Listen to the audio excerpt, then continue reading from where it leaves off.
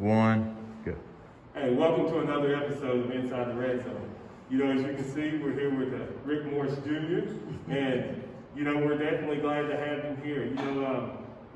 Rick, you had an opportunity this year to be a little bit closer to the action than probably what you would expected. You had the opportunity to be on the sideline as we played this season and kind of see things a little bit different, kind of behind the scenes, where as years past, if you came to a game, you saw it from the bleachers, so you didn't actually get to see the things that went on behind the scenes.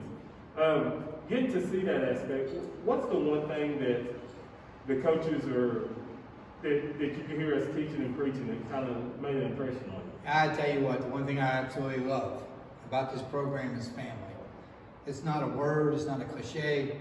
These kids care about each other. You see it, you feel it, and just to be around that energy. I remember my senior year walking out of the locker room for the last time, back over here on the back side, and I remember saying, we are family. This is our last game, guys. We are family. And this team carries that attitude with them 24/7, and I love that. We definitely appreciate it. And it's not even about the team to me. And I don't even think it's like that. I ain't going to even say I don't think. I know it's not like that with the guys that plays here. Family extends to the community of Maryland. It's when we say we're family, it's not just the football coaches and the football players. It's the community as a whole. I can also say since I've been here, that's been the biggest thing. Just the network of people that makes up the Fairland family, and that's the reason I think we've been able to do some of the things that we've done. And saying that, what an exciting season this was.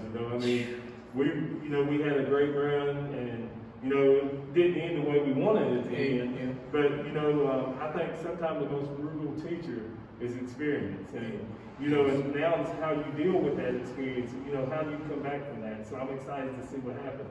But looking at that, what was the one thing that is going to leave a lasting memory in your mind so forever?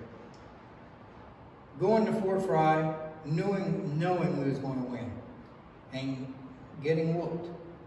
We got handled, and I can sit there and say I looking back over the years, we'd always played a quarter, then we played 2 quarters, then we played 3. We got better every year. We got closer every year, and then this year, we only got beat up front one game all year, and that's quite a testimony to those young men that's worked their tails off all summer and lifted, got in shape, conditioning, and just to see, because I know these kids are working. They're hitting me up on my phone, they're showing me their workouts, and they're wanting to know what we can do to get better, and I'm excited to see not only where this goes next year, because I believe this is an ongoing trend for Fairland football in the community. Oh yeah, I definitely think so. And but the things you talked about is the reason we do win is because everyone's truly is going in and they're working and doing their part. Yeah. And so we definitely have made strides in that. And going down to Fort Fry was a humbling experience. And we ran into a team that was at that night they were just better than we were. Absolutely. And watching them celebrate on the field when we stood up on top of the hill and we looked back at them, that was something that kind of left something in my mind forever, because they were where we intend to be. Absolutely. And but sometimes you gotta receive humility to understand what it takes to get there. And you gotta tip your hat to them and that coaching staff. Moving back here, obviously you've been away for some time, and I had the opportunity to meet you at a basketball game when we was playing in Athens when when we was on the run to the Final Four.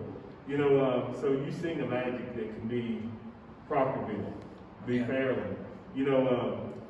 Getting to see some of that on the football side, and what was your expectations coming back, and did we meet those expectations?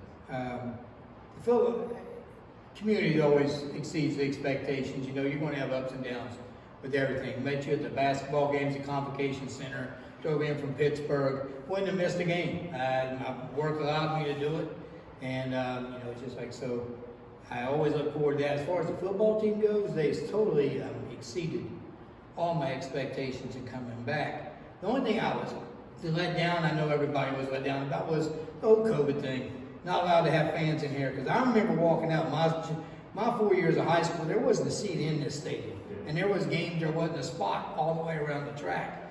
And I can only imagine what that stadium will look like opening night if there is no restrictions. This place will be rocking, and it won't be nothing to even Jerry's house when he put out. You know, hey, I think you're right. You know, hey, we were here with Rick Morris Jr. on another episode of Inside the Red Zone. Appreciate it. Appreciate you.